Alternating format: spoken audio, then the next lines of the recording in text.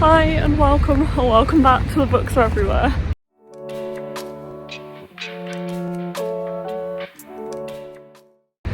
So I'm in Torquay on the English Riviera and I am going to read The ABC Murders by Agatha Christie because she was born in Torquay, and I had a look at a few of her books and this one is actually kind of set or based on Torquay, so I'm going to read that one. And yeah, welcome to this vlog where I read an Agatha Christie book where she was born, kind of where it's set. So this is what this vlog's going to be. I'm just walking around town now and I thought I'd start this vlog here because I want to show you this place, and hopefully this vlog will also be littered with facts about Torquay as well, so I hope you enjoy, and Agatha Christie. I hope you enjoy it. So right now I'm just stood kind of near the harbour, about to walk into town, and this building is the Pavilion. This is not the best view of this building, and I read that Agatha Christie used to come to dance here. I don't think it's really used for anything anymore, it's kind of shut up, which is a shame. I know it used to be like I think it used to have an ice rink in here years ago, but yeah, this was originally like a dancing hall, and apparently she used to come and dance here. So this is what it used to look like inside, well, part of it, and it was apparently opened in 1912, and this is what it looked like in the 1930s. A frequent attender of the performances was Agatha Christie, and this is what it used to look like in the 1930s.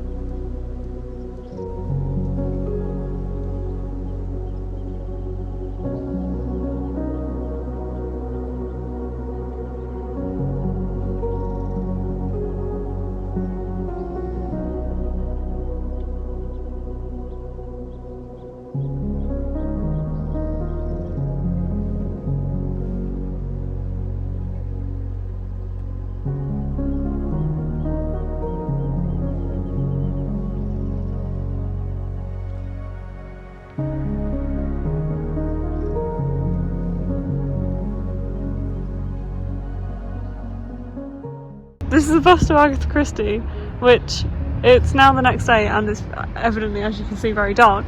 And I actually walked right past it yesterday when I was filming because that's the Pavilion. I don't know who this strange man is because that's the Pavilion that I was filming yesterday. So I walked straight past this and didn't realise that it was here. But this is a bust of Agatha Christie. And that's Mark. Hello.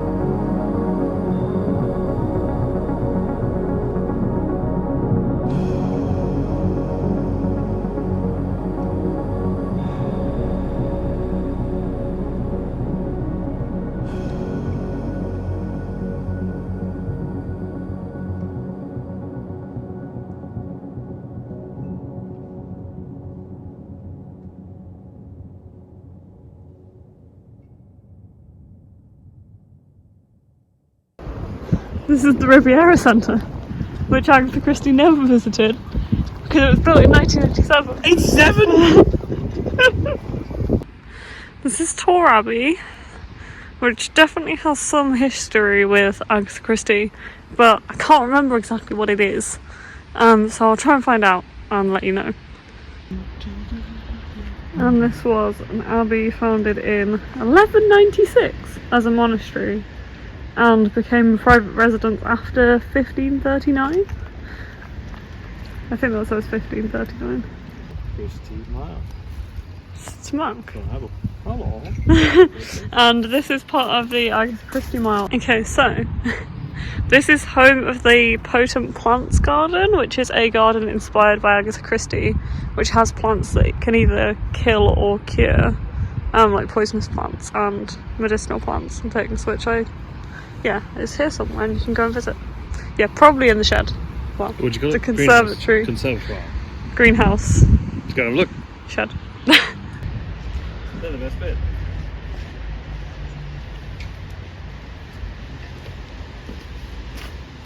So I'm going to say this is the garden where the Potent Plant Garden is, but you can go in and pay to go in, but we don't really have time today. But you can come and visit and look around the gardens, which is pretty cool. So this is the Grand Hotel, which Agatha Christie stayed at on her honeymoon in 1914 to, I think it's called Archie Christie, her first husband, and they have an Agatha Christie suite that you can stay in, and it's also right next to Torquay train station, which I think is featured in some of the books, perhaps. And over there is Corbin Head, like over here somewhere, which I'm not quite sure is actually featured in the ABC Murders itself, but I haven't come across it, or at least like a version of Corbin Head. And all the way over there is where we were yesterday, where the bust is. There is also Princess Gardens over there, which I walked through the other day, where the fountain was, which is featured in the ABC Murders, and is meant to be the gardens on the seafront in the ABC Murders. And that's, Princess Gardens over there. We are now in Torquay. I'm looking at both of these. We are doing a simultaneous update between Beth's current vlog and my ongoing Mina shit show. So if there is a slight electrical buzz in the background of this video, that's probably my old video camera confusing your phone. Yes. And I am currently recording a vlog where I'm reading this book, which I feel like I match. Oh, you do? Unintentionally. The bronze. Bronze. Yes. I don't match this one. Well, sad. Anyway, how you get on with it?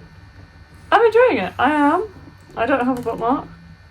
I do have a bookmark. I'm about 60 pages in so far, which is, it's not a lot, but it's a chunk, considering it's only 222 pages, I think. That is more pages than I'm into this. How many pages are you I'm into? apparently 15 pages into this. I left it in the car for several days. Well, that didn't help. No, it didn't help, and it was too cold to walk outside to get it. So I didn't read for a day or two. But yeah, I'm reading this, and I've read the first 66 pages. It is really interesting reading this while being down here, because I did look up... Where are we? We're in Torquay. It is really interesting being down here, because I looked up which Agatha Christie books were actually set in or around Torquay, because she was born here.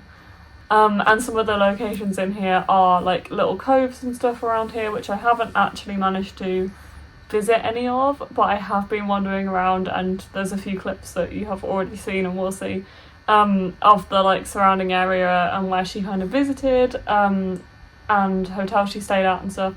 It's raining again. Has the murder happened yet? There has been several murders so far. God, it's a big one. It's a big one. Well, the whole premise of this book is that there is an ABC murderer who keeps leaving notes, and they sign ABC. And then the ABC murders he's the killer, the ABC murderer. Yeah. Ah. So, but there's correlations between... No, you know what? I don't think they have been in London. They've been in Andover. Because the first letter was Andover. A, Andover. Oh. B, blows, Blacksoil. Yeah, I don't know where C is yet. Dun dun dun. And also then the surnames of the people who've been murdered is AB. That's what I thought was the... I think I vaguely remember a TV version of this or something once upon a time. Who's the investigator in this one? Poirot. It's a Poirot. Oh, yeah. that's what I see. Then I definitely have seen a TV version of everything. I've seen a lot of Poirot. My father watches a lot of Poirot, and I've seen a lot of Poirot because of that. I'm pretty sure it was at Andover when they were around. I wonder whether it was a marple. No. Anyway, I am really enjoying it. This is the first book, Agatha Christie book, I've actually read physically. I nearly said this is the first book I've read physically. No. This is the first Agatha Christie book I've read physically, because I have listened to 2 others on audio, and I am actually really liking reading it physically. I feel like I'm a lot more engaged in the story. The other 2 being the short stories and the Christmas one. Poirot's Christmas, yeah. So I am enjoying this more, having read it physically, which I think maybe shows what I need to do with the future ones that I read, is maybe read it physically. I also feel like it does take a little bit of time to get into the writing style, because these are quite old now. I think this one was first published 1920s? in 36. So it does take a little bit of time to get into it, but like Alex has said to me before, once you get into it, it is very easy to read, and I do just kind of want to know what's going on. I'm very intrigued, so I am looking forward to continuing with it, but I haven't managed to read as much as I wanted to while I've been down here. But it is really interesting, because I've never really, like, I've always known that Agatha Christie was born in Torquay and been to, like, there's a museum here, the Torquay Museum. Is it called the Torquay Museum? The Torquay Museum. If you're ever down and you're interested in this kind of stuff, that has got like an Agatha Christie room in it that is about her life, but I haven't been for a very long time. I'm here and I'm interested in that. I'm very sorry that we haven't been. Next time. Yeah. We'll do it next time we come. We really haven't managed time for that. No. And we're trying to do everything on the last morning. Yeah, this is the last morning. But it is really interesting, because there is also an Agatha Christie mile you can do walking kind of along the seafront, with like places that she visited and that were important to her life. But yeah, I've never really been down here and thought as much as I have about Agatha Christie being here and the things that she did around here, so that is really interesting. But yeah, that's what I'm reading right now. I hope you're enjoying the vlog. There will be more clips of Torquay to come. And how are you doing? I'm doing quite well. I finished Mina and the Undead finally, which you didn't know before, because last update I've done. Did you miss that drip? Yeah, I was going to say, so I saw some water. Did that not come off your hair? No, my hair's not wet. Oh, so it's raining dripped. in the room. It dripped. Well, I noticed there was water on the windowsill, but then Where did it drip from? I don't know. It dripped and then it landed on me. I thought it came off you and went. No. Anyway. Oh, we're doing well. I got some Showers rain. leaking and the room's raining in the room and it's doing well. Yeah, I finished Mina and the Undead, which I enjoyed and should have called how it was going to end actually. And I've started Mina and the Slayers, which I'm not very far into. And it's called Mina and the Slayers. Yes, Mina and the Slayers. I'm very far into. Which is doing a wonderful job of last time on Mina. I know, it's brilliant. It weaves it in perfectly. Yeah. It's really nicely written in terms of like, okay, just in case this is the first book someone picked up, we're going to get you up to speed. And it's really, really delicately done, as if it's her memory of like everything. And it's introducing its new characters. Yeah. Motorbike guy and school friend. I can't remember the names. I can't remember either of their names. But it's and obviously Detective Cafferty and some of our old mates are back. Yeah. So, and it's really, I really like it. I really like the first one. And like I said, the way it wrapped up without spoilers, because I said I wasn't going to do spoilers, was quite the thrill ride. Yeah. And I should have called some of where it was going. Been annoyed with myself about that, because it was all laid out on a plate for you. But I really enjoyed the way it resolved. And it definitely... It felt satisfying as a book, knowing there was another one. If there hadn't been another one, I still would have been satisfied, even though it was a, dot type ending. And it definitely does get quite more, like, it's a lot more fast-paced at the end. Oh, yeah. Yeah.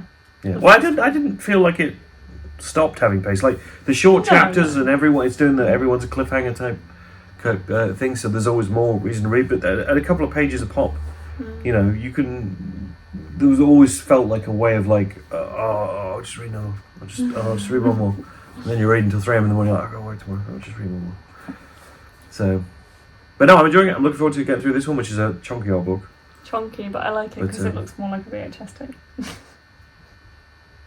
They both look like VHS. They do, but this one's like, it's kind of VHS sized because it's thicker, which I appreciate.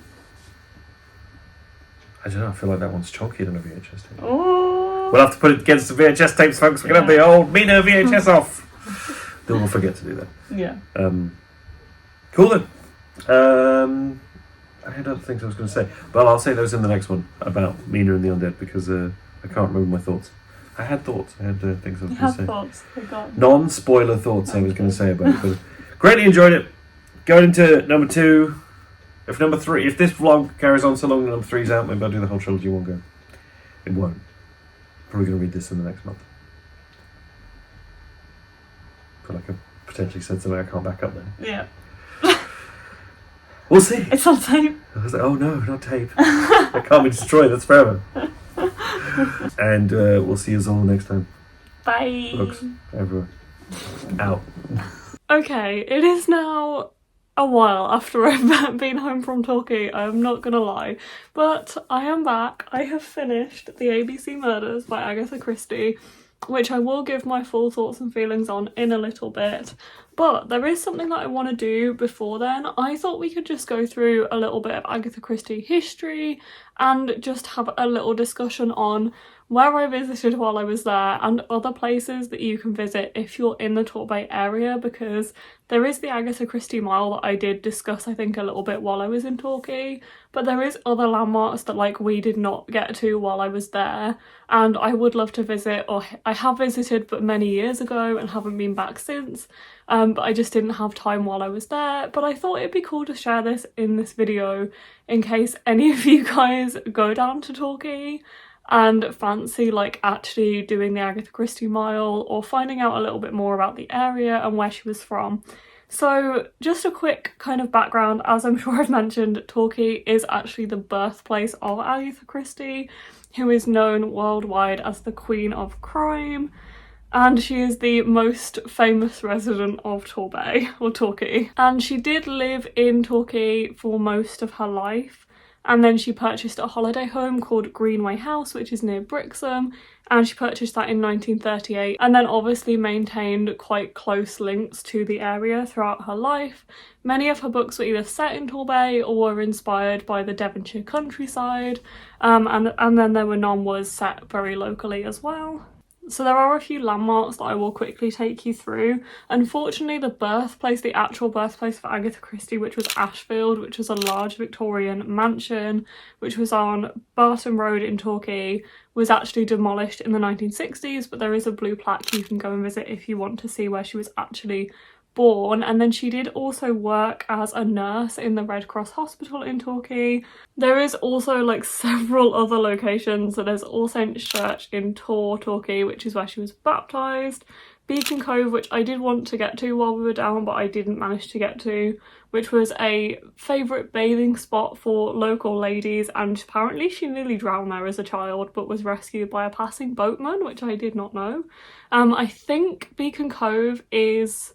You know what, it may have been mentioned in here thinking about it, but if it wasn't, I think Beacon Cove does appear in one of her books. There's also Burr Island, which I know is where some of the movies are filmed as well, or it has been used as a filming location, and is also where obviously inspiration behind And Then There Were None and Evil Under the Sun, but Burr Island is not that close to Torquay. Burr Island is kind of between Torquay and Plymouth, so it's not that close to Torquay, but it is really cool. It is a place where you can like walk out to this island when the tide is down, and then you can get trapped on the island essentially, which is pretty cool. I think I've been there when I was a kid. But yeah, it's about an hour's drive from Torquay. There's also Cockington Court, which is like a little village that you can go visit and walk around. I didn't go this time, but I have been to Cockington Court many, many times, and apparently she went and was encouraged to join in amateur dramatics events with the family that apparently I think may have lived there. There is also a commemorative bust which we did visit, and that is by the pavilion and the harbour. Albury Cove is the one that appears in the ABC Murders. Thank you to englishriviera.co.uk where all of this information is coming from. And that's between Paignton and Brixham, and it's a little pebble beach that was close to Greenway House. Then Grand Hotel is where they spent their first honeymoon night, which I did show you while I was there. There's also the Imperial Hotel, which is a 4-star hotel on the cliffside where she apparently attended many social functions and also features in her novels Peril at End House, The Body in the Library and Sleeping Murder. Kent's Cabin, which is where the man in the brown suit is set, and apparently Agatha's father actually helped to finance the excavations of the cave. So Kent's Cabin I have visited, but again years ago, is basically a cave that you can go and walk around, but you like have to pay and you get like a tour. And then there's Meadfoot Beach, which we did visit and walk down, which is a beach about a mile away from Torquay Harbour and like Torquay town centre. Apparently she regularly visited. There's also Oldway Mansion, which was apparently the home of the famous singer Sewing Machine family, which I didn't know. And apparently she attended various social occasions and dances at Oldway Mansion. Princess Pier, which I did visit, and I did show you there was a picture of her roller skating on Princess Pier, which is quite cool. The St Mary Church Cliff Tops, which is the setting for Why Didn't They Ask Evans?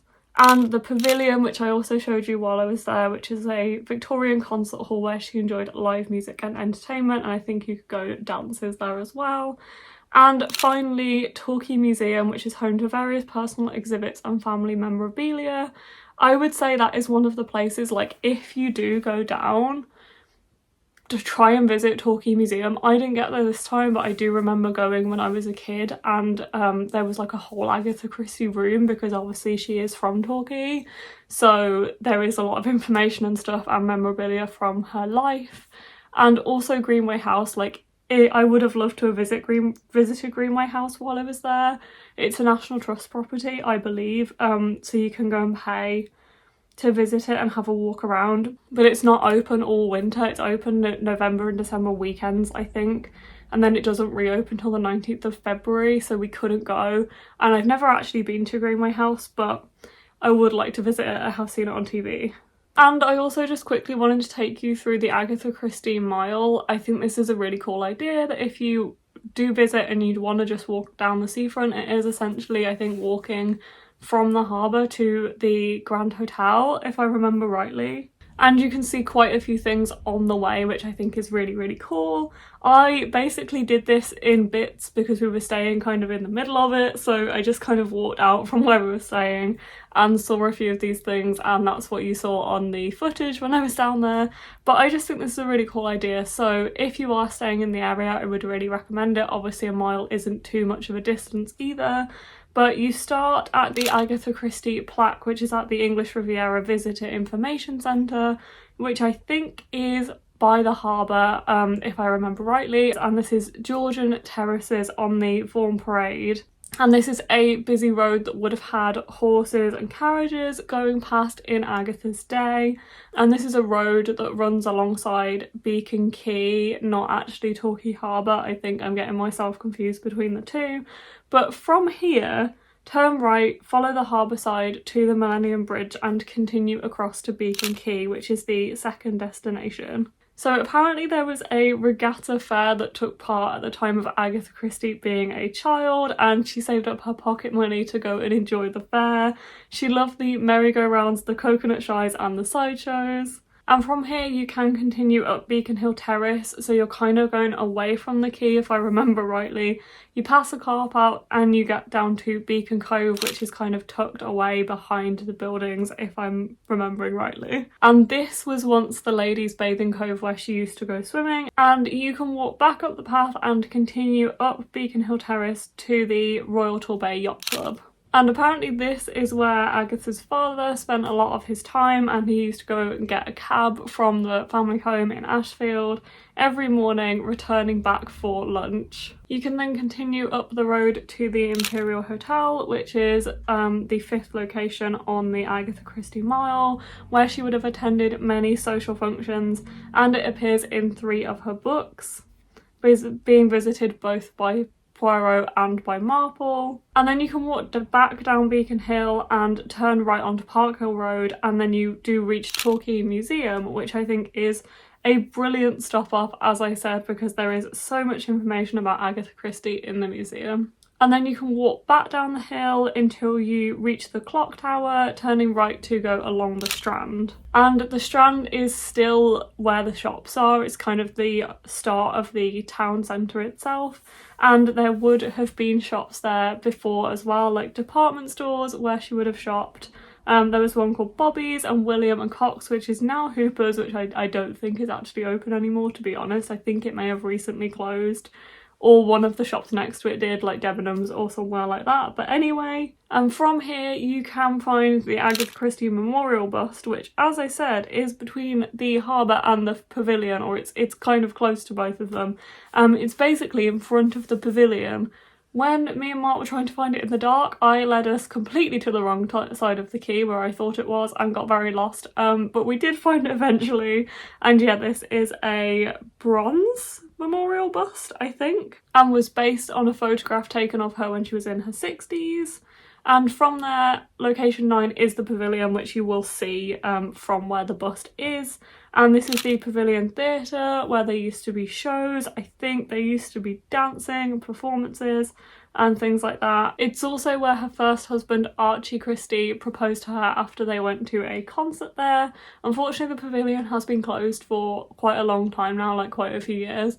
But it is cool to see. It's a beautiful building from the outside. And then as you're facing the pavilion, you can turn right and you're in Princess Gardens, which does actually play a role, or is a location in the ABC Murders, when Poirot goes and sits in Princess Gardens, which was quite cool. I did walk through Princess Gardens the other week while I was in Torquay and took some footage, but I don't think I really pointed it out, to be honest. But it is very pretty and it's right on the seafront. And these gardens were apparently opened in 1894 with what was known as, well, what is now known as Torquay palms, but they're actually imported from New Zealand. And the attractive fountain, which was donated by the nearby Torquay Hotel. Yeah, Torquay has quite a lot of palm trees, which I find quite cool. Anyway, you can walk past the War Memorial and Princess Theatre onto Princess Pier, which, as we've already said, she would stroll down Princess Pier and she would also roller skate on Princess Pier as well. And you can now follow the seafront all the way around until you get to Tor Abbey Sands. Keep the sea on your left and eventually you will get to like a green area on the right. You can cross the roads and you will see the Riviera Centre, which is like the leisure centre that I think is in this video as well. And you get to Tor Abbey, which me and Mark did visit and have a quick look round the outside.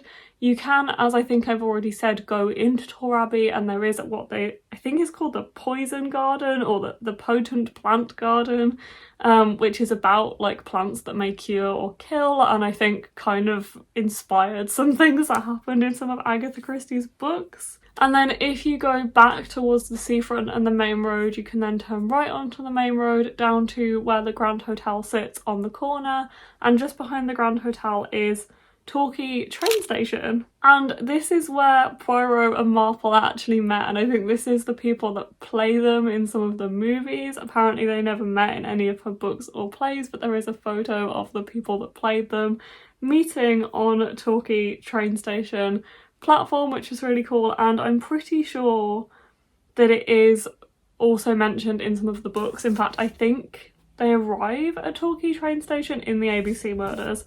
But I'm pretty sure there's 2 train stations in Torquay, so yeah, there definitely is, so I'm not 100% sure which one it is. And you can also get on the train to go to Paignton train station, which you can get to Dartmouth Steam Railway, and then there's a ferry that goes from Dartmouth to Greenway, which is the National Trust house where she lived. And yeah, it does say Poirot made this very same train journey to Churston in the book The ABC Murders, so there you go. And last but not least is the Grand Hotel, which I have stayed at a few years ago now, and this was apparently opened in 1881 and was built to resemble a French chateau. It is this like big old Victorian house that is, or hotel, on the front of the seafront, like overlooking the whole seafront, and it played a important role in Agatha Christie's life as they spent their one-night honeymoon there, Agatha and Archie Christie. Obviously there's a room that she stayed at, which you can apparently stay at, which is pretty cool. And that is the end of the Agatha Christie Mile. I will link where I got all of this information down below if you do want to have a look at the written stuff and the mile and things like that if you are visiting, but I hope you enjoyed going through it virtually, and it hasn't been too boring. Just thought it'd be quite a cool thing to like discuss some of the locations after coming back and show you where I've actually been and some places that you can visit if you do want to do a similar trip. I would love to go and do this like over the course of a week or something, because I just feel like I didn't get enough time while I was down there. I mean, me and Mark were doing other things, but we did only have a couple of days down there, so I would like to go back and manage to visit Greenway House and do a few of the other things as well that I've mentioned in this video, which would be really, really nice. But just to quickly wrap up my actual thoughts and feelings on the book that I've been reading throughout this vlog, which is The ABC Murders by Agatha Christie, which I really enjoyed. This is my third Agatha Christie book and my second full-length novel, because one of them was short stories. I think I'm right in saying that. Yeah, I read Adventure of the Christmas Pudding, which is a short story collection. I read Poirot's Christmas, which is a full-length Christmas novel, and I read The ABC Murders, which is my third book but second full-length novel. And it's the first one I've read physically, which I really enjoyed. I found myself getting really into this story. I know this is something Alex has said to me before, because my friend Alex is a big Agatha Christie fan, and she said that the writing does seem a little bit old-fashioned at first, but you do get into it quite quickly and you do get very used to it quite quickly, which I can definitely say that she is correct. I definitely felt that as well. I felt like you can tell the writing is obviously, this is from 1936, but once you get into the writing, this is so easy to read. I didn't want to put it down. I ended up reading this in like 2 sittings, quite far apart, but I did finish it in like 2 sittings, I think, or 3 sittings. And it was just very quick, really interesting. I wanted to know what was going on. I thought this was a really unique premise with the ABC and the railway guides being left everywhere. Thought that was really, really cool. And I just wanted to know like who the killer was. I didn't guess who the killer was, however I guessed who it wasn't. Like, I feel like there is this thing that happens at the end that tries to lead you towards a certain thing, and I was a bit like tentative. I was like, I don't know what to believe. I don't feel like I quite believe where this is going, and I was right in my estimations. I won't say any more than that because I don't want to spoil this for anyone who might want to read it. But I did enjoy this. I don't really know what my expectations were going into this as one of my first like Agatha Christie books, but I did enjoy it. There was a few moments, like this book isn't set in Torquay, there is a chunk of it that's set in Torquay, and unfortunately that is like over halfway through the book, so I didn't read it while I was there. But there was like a few moments where Poirot was sat in Princess Gardens or like in Torquay, and I was like, oh, I know exactly where he is. I was there like last week, which was really cool as well. But yeah, I did enjoy this one overall. I think it's a 4 out of 5 stars for me. I would like to like read more Agatha Christie obviously and see if any can top this and get better, because I feel like I could definitely have more intrigue. I feel like the difficulty was with this book, and the reason why it didn't like rate any higher for me is that the characters are incredibly spread out, because this is set in like multiple locations over like across the UK and not set in like an enclosed location. I feel like it can be quite hard to keep track of the characters and actually try and guess who the killer is, because you don't spend a lot of time with anybody. So I was kind of lost in places of like who to suspect, because we wouldn't see people for like a long period of time, but it was interesting. The concept was quite cool. I just have a feeling that I'm going to enjoy the more like closed mysteries that are either set like Murder on the Orient Express, just set on a train, or like one that's set like Poirot's Christmas was just set like in this house. Like, I feel like I could enjoy that more, and it could be kind of easier to try and guess who the suspect is, whereas this one was like a little bit harder, but I did still enjoy it. So I'm glad I read it. I'm glad I had my little visit to Torquay and jaunt around Torquay. I hope you guys have enjoyed this video. I'm going to go now because I have been rambling for quite a while, but I hope you enjoyed it, and I will see you in another video. Bye.